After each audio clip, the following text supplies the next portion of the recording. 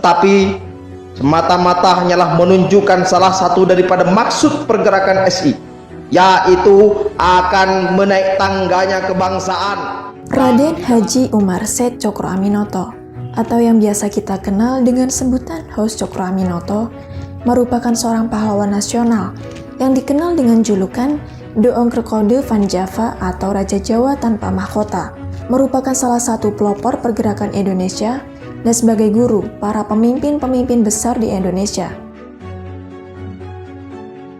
Berangkat dari pemikirannya pula, yang melahirkan berbagai macam ideologi bangsa Indonesia saat itu. Hos Cokro Aminoto merupakan seorang pahlawan nasional yang berasal dari Ponorogo. Walaupun pada sebelumnya tempat kelahiran Cokro Aminoto menuai polemik dikarenakan terdapat dua versi, yakni Ponorogo dan Madiun. Versi dari Ponorogo menyebutkan bahwa Cokro Aminoto lahir di Tegalsari, sedangkan di Madiun sendiri terdapat dua tempat, yakni Bakur dan Bukur.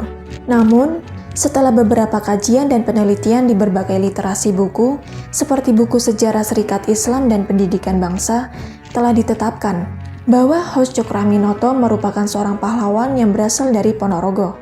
Tak lama setelah itu, Hos Cokro Aminoto juga menjadi sebuah jalan di Ponorogo yang diajukan oleh Bupati Ponorogo, Ipong Muklisoni, kepada pemerintah pusat karena nama jalan tersebut merupakan putra daerah Ponorogo. Oleh Bupati Ponorogo selanjutnya yaitu Sugiri Sancoko, dilakukan sebuah revitalisasi pedestrian atau face-off di sepanjang jalan tersebut. Kawasan Jalan Haji Umar Syed Cokro Aminoto merupakan kawasan yang bisa dibilang CBD, Central Business District-nya Ponorogo. Terdapat berbagai pertokoan komersil, kawasan pendidikan yang memenuhi sepanjang jalan tersebut. Revitalisasi yang telah dilakukan oleh Pemkab Ponorogo tak lain bertujuan untuk meningkatkan perekonomian pada wilayah tersebut. Walaupun dalam pelaksanaan revitalisasi kawasan pedestrian tersebut juga tak luput dari berbagai polemik. Mulai dari dikarenakan dalam kawasan pedestrian trotoar tersebut memakai sebagian aset PT KAI Dop 7 Madiun. Kemudian, di saat pembangunannya tidak ada kejelasan MOU antara PT KAI dan Pemkab Ponorogo. Dikutip dari Times Indonesia, Bupati Ponorogo Sugiri Sancoko dengan tegas mengatakan bahwa Pemkab Ponorogo tidak akan menyewa ataupun tukar guling, sebab pengalian aset dalam bentuk tukar guling rumit dan panjang, sedangkan opsi sewa juga tidak dipilihnya. Terdapat perubahan total yang terjadi pada sepanjang jalan Hos Cokro Aminoto. Sejumlah titik pada wilayah tersebut ditata dengan modal pembangunan berupa kawasan wisata. Upaya yang dilakukan oleh Pemda tersebut selain untuk memperindah kawasan tidak lain yaitu untuk meningkatkan perekonomian bagi kawasan tersebut. Banyak orang menganggap bahwa konsep face-off tersebut juga terinspirasi dari Jalan Malioboro di Yogyakarta. Tetapi masalah umum yang dihadapi yaitu kekurangan penataan lahan kawasan komersil kaki lima. Dan hal tersebut menjadi suatu permasalahan inti dari semakin banyaknya pedagang kaki lima atau PKL yang dalam tanda kutip menjajah trotoar. Ditambah, ruang untuk pejalan kaki yang sangat minim. Pejalan kaki harus sangat waspada, karena mau tidak mau, antropomorfinya harus dibagi dengan pedagang kaki lima. Dan dikarenakan PKL tersebut juga mengakibatkan pejalan kaki menjajah jalanan, sehingga membuat macet karena harus berbagi dengan kendaraan. Area parkir juga tidak terkontrol dan jadi kawasan abu-abu. Tidak ada ruang untuk pejalan kaki karena pertumbuhan jumlah PKL. Tak jarang, beberapa orang yang tidak tanggung jawab membuang sampah sembarangan dan membuat kesan kumuh. Transportasi apa yang paling mudah dan fleksibel? Tidak lain dan tidak bukan adalah dengan berjalan kaki. Masalahnya, tidak semua orang menyukai jalan kaki, dan tidak semua orang mau dipaksa melalui fasilitas pedestrian yang tidak memadai atau layak. Sebelumnya kita patut memberi applause kepada pemerintah Ponorogo, dikarenakan revitalisasi kawasan Hos Cokro Aminoto Kabupaten Ponorogo tersebut merupakan awal dari kepedulian pemerintah terhadap pejalan kaki setelah hampir seluruh trotoar di Ponorogo bisa dikatakan tidak layak untuk pejalan kaki, dikarenakan kondisi yang sangat tidak layak. Tetapi, tak sedikit orang pula yang menganggap face-off kawasan Hos Cokro Aminoto hanyalah ajang gengsi, dikarenakan selain dalam proses pembangunannya terkesan terburu-buru sehingga menghasilkan kualitas yang buruk. Kota tetangga juga terlebih dulu melakukannya sehingga tidak ingin ketinggalan. Maka dari itu, penting rasanya pemerintah daerah menyediakan ruang yang ramah bagi seluruh pengguna kawasan, seperti pejalan kaki, pedagang kaki lima, kendaraan bermotor, hingga para pengguna sepeda. Solusi dari pemecahan masalah tersebut salah satunya adalah menerapkan konsep walkability atau bisa disebut dengan walkable city. Walkable city mengacu dengan sebuah kota yang memiliki aspek walkability yang tinggi, di mana kota tersebut memiliki lingkungan yang mendukung serta mendorong kegiatan berjalan kaki dengan memberikan kenyamanan dan keamanan bagi pejalan kaki, dengan tujuan beragam dalam waktu dan tenaga yang wajar, selagi memberikan ketertarikan visual dalam perjalanannya. Menurut Jeff Speck dalam bukunya yang berjudul Walkable City: How Downtown Can Save America One Step at a Time yang diterbitkan pada tahun 2012, menyebutkan bahwa ada 4 aspek utama yang diperhatikan untuk mewujudkan konsep walkability, yaitu the useful walk, the safe walk, the comfortable walk, and the interesting walk. Dari beberapa hal tersebut diperjelas dengan salah satu teori ruang publik yang ditandai oleh 3 hal, yaitu responsif, yang berarti suatu ruang dengan fungsi kegiatan dan kepentingannya, demokratis, yang berarti berbagai kalangan dapat menggunakan suatu ruang tersebut, dan bermakna, yang berarti ruang publik harus memiliki antara manusia, ruang, dan dunia yang lebih luas dalam konteks sosial. Think about your own cities, think about how you can apply it. You've got to do all 4 things at once. So find those places where you have most of them and fix what you can. Fix what still needs fixing in those places.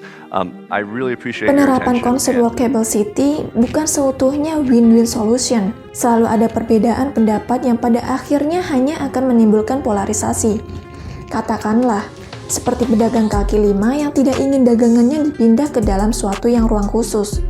Namun, jika ditinjau ulang, hal tersebut akan menjadi lebih baik ke depannya dan membuat masyarakat terbiasa tertib. Banyak yang salah mengartikan bahwa pedestrian merupakan jalur pejalan kaki. Sebenarnya pedestrian merupakan orang yang berjalan atau pejalan kaki itu sendiri. Jalur pedestrian merupakan elemen perancang kota yang penting untuk membentuk keterhubungan antara aktivitas pada suatu lokasi. Menurut Rubenstein, elemen pada jalur pedestrian sangatlah diperlukan, karena hal itu akan mengoptimalkan lokasi yang direncanakan. Jalur pedestrian dibedakan menjadi 2 macam, yaitu elemen jalur pejalan kaki, berupa material, dan elemen yang berupa pendukung, seperti lampu, vegetasi, tempat sampah, papan penunjuk, dan lain sebagainya.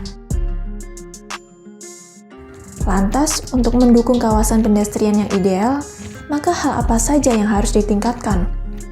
Trotoar.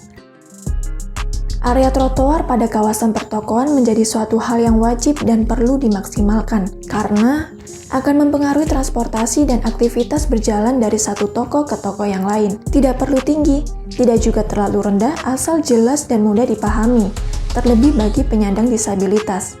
Namun, saat ini trotoar tidak tertata dengan baik, bahkan terpakai oleh pedagang dan pada akhirnya tidak ada tempat untuk berjalan di atasnya. Area parkir. Pada kawasan Hos Cokroaminoto tidak tersedia parkir yang efisien dan tertata. Padahal, pada kawasan bisnis, tempat parkir menjadi suatu hal yang perlu disediakan dengan baik tanpa mengurangi fungsi jalan utama. Penambahan suatu ruang yang terintegrasi dengan jalur pedestrian adalah suatu solusi yang dapat memudahkan para pengguna jalan dan pengguna trotoar. Peningkatan kondisi fasad bangunan. Suatu konsep walkability yang baik tergantung pula pada fasad bangunan suatu kawasan tersebut. Fasad toko-toko pada kawasan Hos Cokroaminoto memiliki kecenderungan karakter yang beragam, tapi tidak tertata. Space iklan ada di mana-mana, seperti saling bersautan dan saling bercengkrama satu sama lain. Apabila tertata dan tidak terdapat keegoisan antara satu dengan yang lainnya, semua akan terlihat jelas dan tidak ada yang diunggulkan. Pedagang. Di kawasan Hos Cokroaminoto, PKL semakin berkembang jumlahnya, mengakuisisi trotoar hingga fungsinya berubah. Maka dari itu, diperlukan wadah atau koridor yang layak untuk merelokasi bagi para pedagang kaki lima. Tingkat keamanan, kenyamanan, dan keselamatan. Pada area trotoar banyak sekali jalur-jalur yang tidak rapi, serta tidak ada jalur yang memadai untuk difabel. Ruas jalan antara kendaraan dan pejalan kaki pun cenderung tidak aman, karena tidak adanya jalur yang jelas bagi pejalan kaki, sehingga banyak yang menggunakan jalur kendaraan bermotor. Kemudian kenyamanan juga merupakan faktor yang sangat penting, seperti penambahan pohon peneduh di beberapa titik, ruang komunal, dan penambahan beberapa elemen yang dikemukakan Rubinstein yang dapat berpengaruh signifikan pada perwujudan konsep walkability ini. Hal ini berguna untuk menelaah apa saja yang harus dipenuhi untuk mencapai sebuah walkability yang ideal.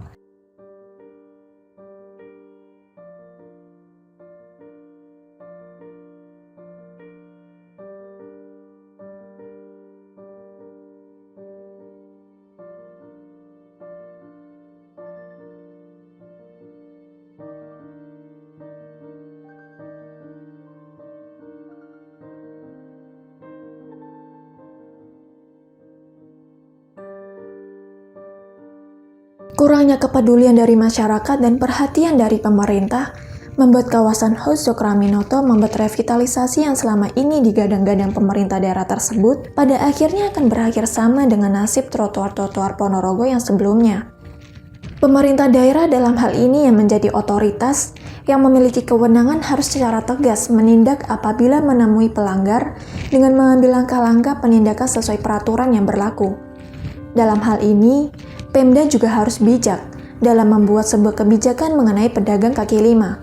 Pembiaran yang selama ini terkesan dilakukan oleh pemerintah daerah terhadap ketidakmampuan kontrol pedagang kaki lima, selain merugikan sisi pejalan kaki, juga membuat citra bahwa pemerintah daerah apatis terhadap apa yang terjadi di lapangan dan bermain standar ganda seperti melindungi rakyat kecil yang dalam hal ini yaitu pedagang kaki lima, tetapi tidak melaksanakan sila kelima, yaitu keadilan sosial bagi seluruh rakyat Indonesia dengan mencampakkan aspek lain. Face-off kawasan Hojo-Kuraminoto ini juga seharusnya bisa menjadi momentum yang baik bagi pemerintah daerah untuk menunjukkan kemampuannya terhadap pengambilan kebijakan.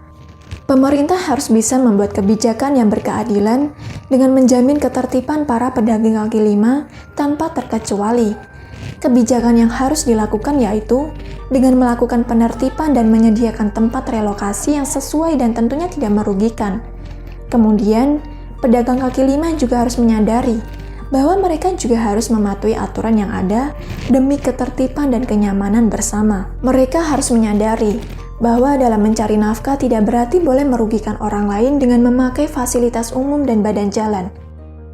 Bayangkan, apabila kawasan Hojo-Kuraminoto menjadi wajah kota Ponorogo yang sebenarnya, penataan akan menjadi suatu nilai keuntungan apabila dimanfaatkan dengan baik, bukan hanya untuk keindahan.